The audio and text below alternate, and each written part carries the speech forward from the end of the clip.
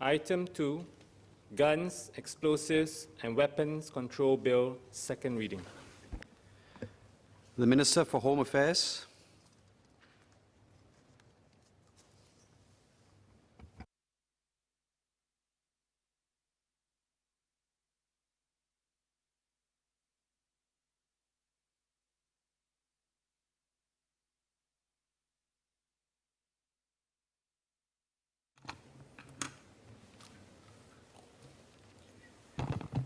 Mr. Deputy Speaker, on behalf of the Minister for Home Affairs, I beg to move that the bill be now read a second time.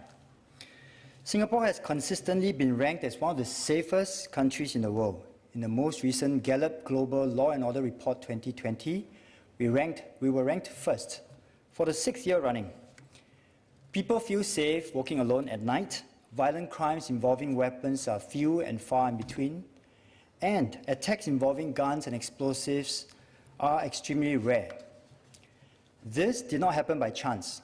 Our highly safe and secure environment is in large part attributable to the stringent laws that we have in place to regulate dangerous activities such as involving articles such as guns, explosives, and other weapons, and the criminalizing of unlawful actions involving these items. The Arms and Explosives Act, or AEA in short, is the primary act for regulating the handling of guns, explosive precursors, certain other weapons like swords, daggers, and spears, and noxious substances. For simplicity, I shall refer to this item collectively henceforth as GEW, Guns, Explosives, Weapons. In addition, for drafting reasons, from here on, by weapons, I shall be referring only to those weapons scheduled in the AEA or the bill, like swords, spears, and daggers, and not guns or explosives, which I shall treat them as separate items. 4 other acts, namely the Arms Offences Act, Explosive Substances Act, Corrosive and Explosive Substances and Offensive Substance Act, Weapons Act, and Dangerous Fireworks Act, also deal with GEW-related crimes. We cannot take our safety and security situation for granted. First, the threat of an extremist attack remains very real. There have been serious incidents in countries with strict gun and weapons laws. Many of these incidents were not carried out by military organizations or state-sponsored activities, but individuals with extremist views and sentiments using guns or knives. Among others, the series of religiously motivated terrorist attacks and the beheading of a school teacher in France late last year, as well as the Christchurch mass shootings in 2019 by a gunman, where 51 individuals lost their lives and 40 were injured. We must not presume that these attacks cannot happen here in Singapore. Recently, 37 individuals were investigated by ISD and the police for inciting violence, stoking communal unrest, and making derogatory remarks against Muslims. One of them was eventually arrested under the Internal Security Act. He had bought foldable knives in Singapore, which he claimed he would use for attacks against Hindus in Bangladesh. Second, technology is posing an increasing challenge to effective enforcement against GEW-related crimes. The Internet has significantly facilitated the trafficking and manufacture of GEW. One can easily get online and access materials and instructions to manufacture GEW. There are lethal forms of GEW that can be purchased over the Internet. And third, we need to optimize our enforcement resources to better regulate a growing industry. The AEA was last amended in 2007 to introduce regulation for explosive precursors. Since then, the total number of GEW licenses has more than doubled, from around 2,000 in 2010 to more than 4,000 in 2020. Every license requires resources to vet the licensee, to conduct inspections. The police, who are currently the regulators under the AEA, need to be able to regulate this growing pool of licensees effectively. Otherwise, there is a risk of lapses going undetected, potentially resulting in disastrous safety or security consequences, such as the recent explosion that happened in Beirut, which killed more than 200 people. The Guns, Explosives and Weapons Control Bill before this House seeks to replace the Arms and Explosives Act, the Explosive Substances Act, and Dangerous Fireworks Act, and make consequential amendments to other GEW-related acts.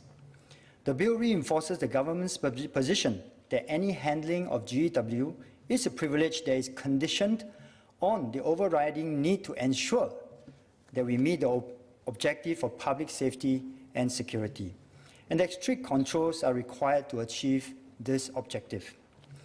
In particular, the bill will strive to achieve two objectives. First, to strengthen our levers to promote safe and secure GEW handling and further minimize the risks posed by GEW. And second, to ensure a more calibrated and coherent enforcement framework for these items. We have, in the process, consulted industry stakeholders to explain the amendments and also obtain their feedback. Let me now explain some of the key amendments.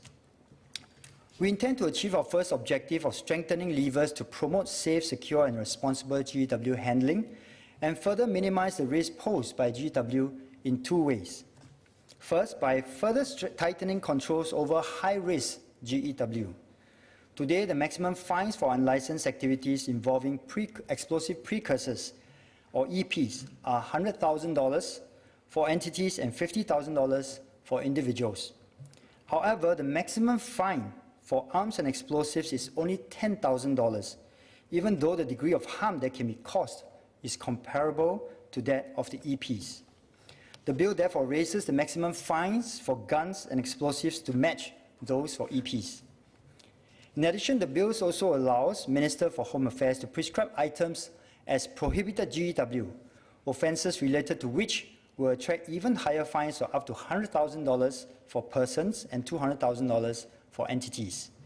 These are items which are identified as particularly dangerous or may be more readily concealed and would be particularly suited for unlawful use. For example, certain types of automatic gun commonly used by terrorists which are highly dangerous and clearly have no legitimate uses. No license will be granted for the handling of these items. Next, the bill criminalizes the unauthorized possession of digital blueprints of guns. Today, a person could easily find on the internet materials for gun making and manufacture a fully workable gun using a 3D printer and a gun blueprint taken from the internet.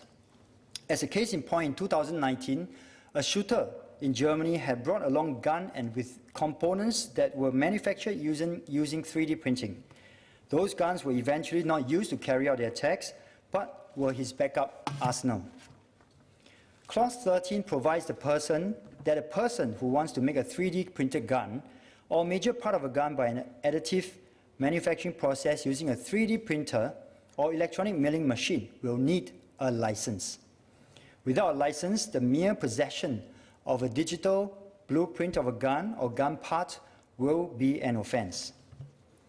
In this context, possession includes the scenario where a person in Singapore physically possesses a storage device containing such a blueprint, as well as a scenario where a person in Singapore stores a blueprint outside Singapore, such as in an overseas cloud storage device.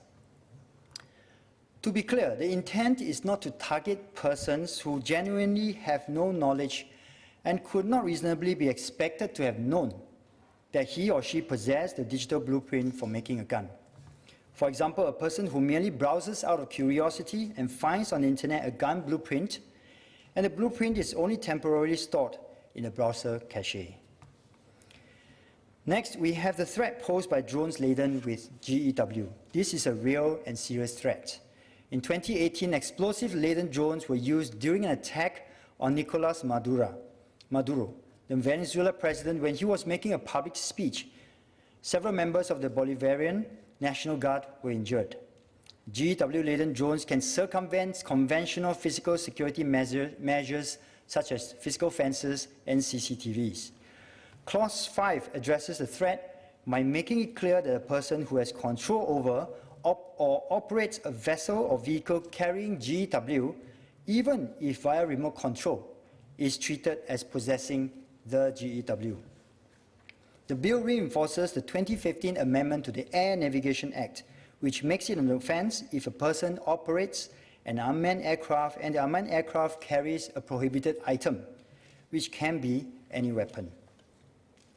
The bill also introduces powers for licensing officers to authorize third parties to do low-risk compliance checks to allow the regulator to focus on higher-risk GEWs. Currently, all licensing compliance checks are performed by police officers regardless of the risk posed by the GEW. There is scope to use our limited police resources more optimally. Our intent is to delegate checks on low-risk items such as weapons and air guns to qualified persons. Clause 80 therefore allows the licensing officer, or LO in short, with the approval of the Minister for Home Affairs, to appoint compliance officers to exercise certain powers of the LO, such as the powers of inspection. Next, while the vast majority of the GEW industry are compliant, we continue to encounter episodes of lapse among licensees. Some happen because the licensees wanted to save costs or wanted to make compliance more convenient for themselves, and in so doing, they compromise safety and security. Any lapse or breach involving GEW can result in catastrophic consequences. MHA has identified areas where we can further improve compliance and enhance regulatory effectiveness. First, the bill requires specific periodic reporting of GEWs by licensees and allows for inspections by regulators. There are risks to the community when guns, explosives, or lethal weapons are not accounted for. Clauses 59, 60, and 61 require licensees to update the licensing officer on changes to their management and to periodically report on the conduct of the regulated activities.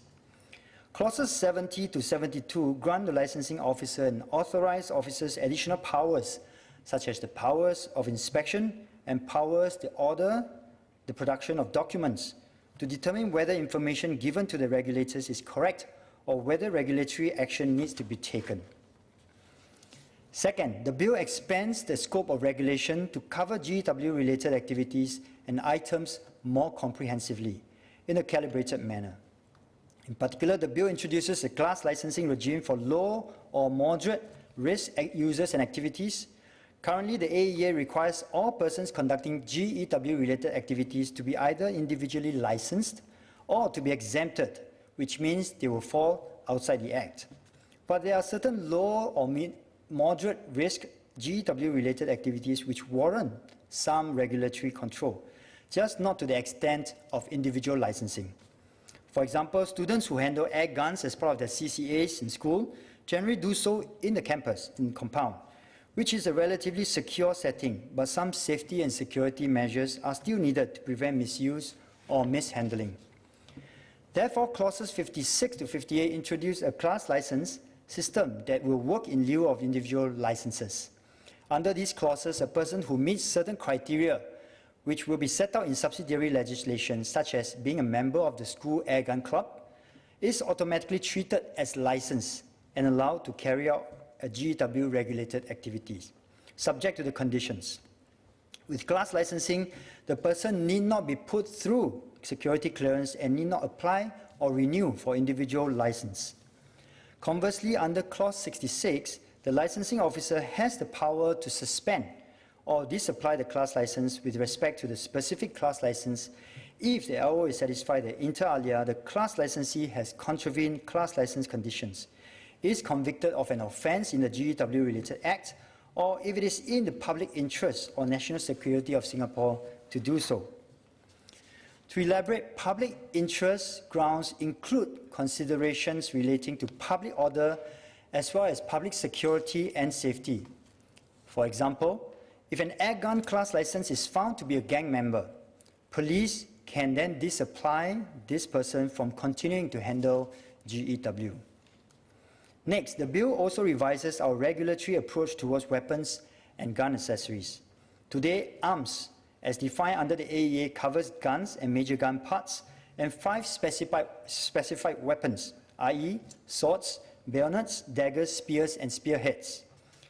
This definition has 2 issues. First, the controls and penalties are not calibrated according to the risk posed by the item.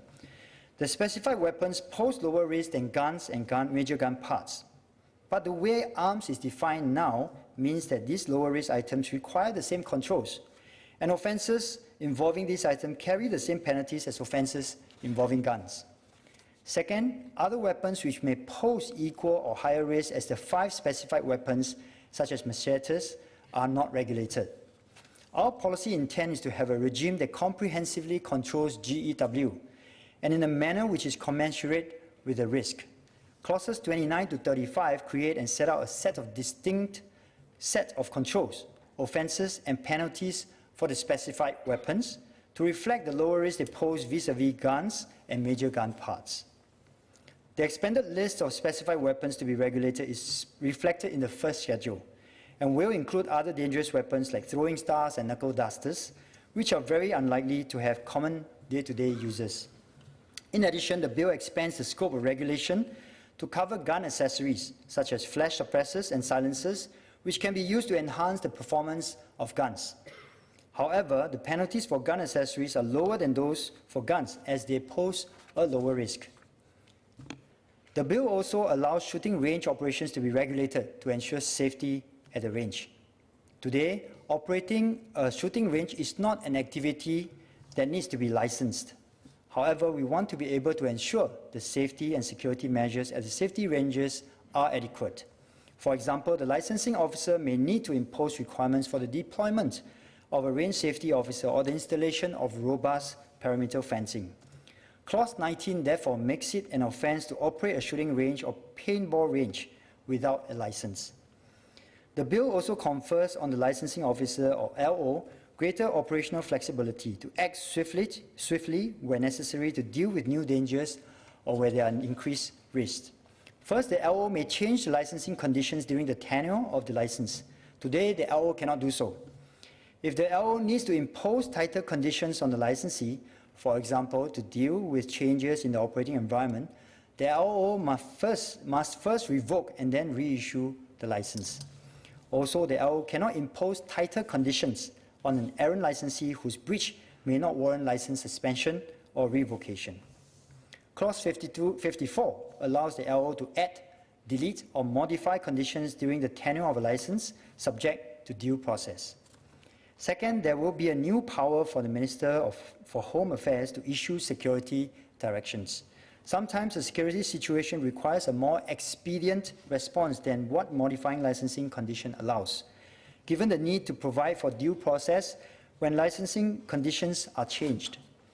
If there is imminent threat to life or property, for instance, Clause 64 allows the Minister to direct licensees, class licensees, and even exempted persons to immediately put in place enhanced measures or temporarily suspend, cease, or scale down their activity for a period of time. This is called a security direction. It is non-appealable and is time-limited to 6 months. Non-compliance is an offence. The other key objective of this bill is to ensure a more calibrated and coherent enforcement framework for GEW. In developing this bill, we took the opportunity to rationalize the offences and penalties across the various GEW-related laws to achieve greater coherence, consistency, and clarity.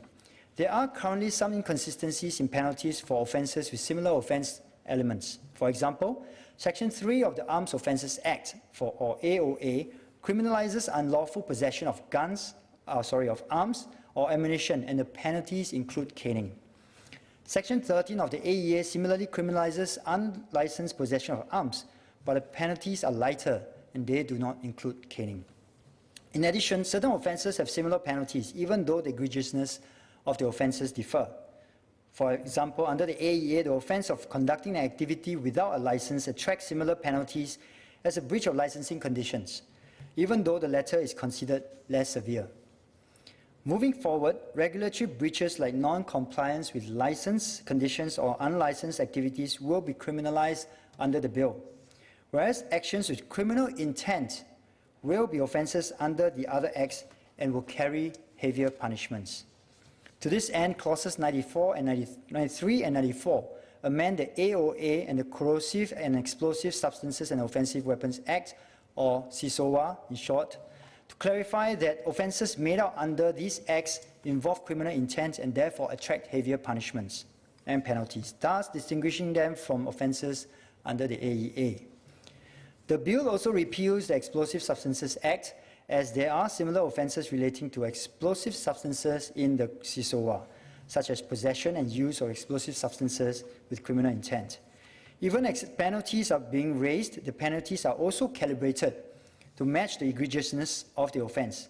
For example, the penalty of the offence for the offence of unlicensed possessions of explosives for individuals is higher than that for breach of licensing conditions involving explosives, as the former is considered more egregious. This is a fair approach to ensure that the penalties are proportional to the offence while maintaining our tough stance against misuse of GEW. The bill also streamlines the regulatory approach for dangerous fireworks. Currently, dangerous fireworks are prohibited under the Dangerous Fireworks Act, or DFA. However, fireworks are explosives as well and ought to be regulated as such under a single law. Clause 98 therefore repeals the DFA. All activities involving fireworks, including discharge, transportation, and storage, will be regulated as explosive under this bill. Last but not least, the bill contains provisions that put on firmer footing some existing practices which will remain relevant in our new security environment. One of these practices is the current security clearance regime, in which the bill will apply to licensees and their management and certain key personnel engaging in regulated activities called special workers. Screening requirements which serve to mitigate the risks associated with GW are presently imposed through the fit and proper criteria for licensees, or mandated through the licensing conditions for the workers. This has shortcomings as there is no consistency and direct link between the validity of the security clearances and the authorization to engage in the regulated activities. To lend greater clarity to the industry, clauses 41 to 46 set out the security clearance process and considerations for granting, suspending, or revoking the security clearance of an individual. For example, the individual's physical or mental health and participation in criminal activity are material factors in screening. The bill will also make clear the obligations of the licensee and the worker. In particular, Clause 47 makes it an offence if a licensee allows a worker who is not security cleared to handle GEW. At the same time, a special worker of a licensee who handles GEW knowingly or with reckless disregard that he or her security clearance is not valid will be committing an offence.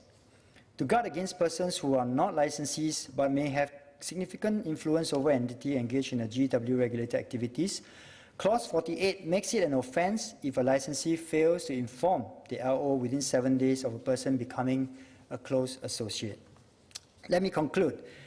I cannot emphasize enough that the safety and security that we currently enjoy in Singapore should never be taken for granted. In this regard, the bill seeks to ensure that our regulatory framework remains robust to deter and prevent the misuse and mishandling of GEW, which can have very serious consequences for our safety and security, or expecting the need to allow legitimate users for some GEW. Mr. Deputy Speaker, I beg to move. Leader.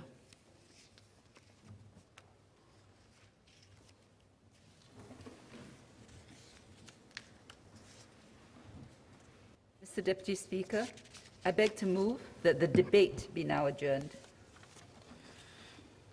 The question is that the debate be now adjourned. As many as are of their opinion say aye. To the contrary say no. I think the ayes have it, the ayes have it. Resumption of debate what day? Tomorrow, sir. So be it. Leader.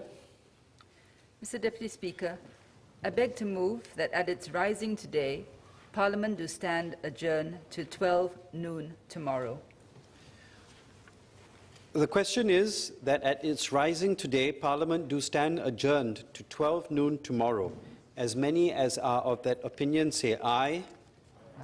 To the contrary say no. I think the ayes have it. The ayes have it. Leader. Mr. Deputy Speaker, I beg to move that Parliament do now adjourn. The question is that Parliament do now adjourn.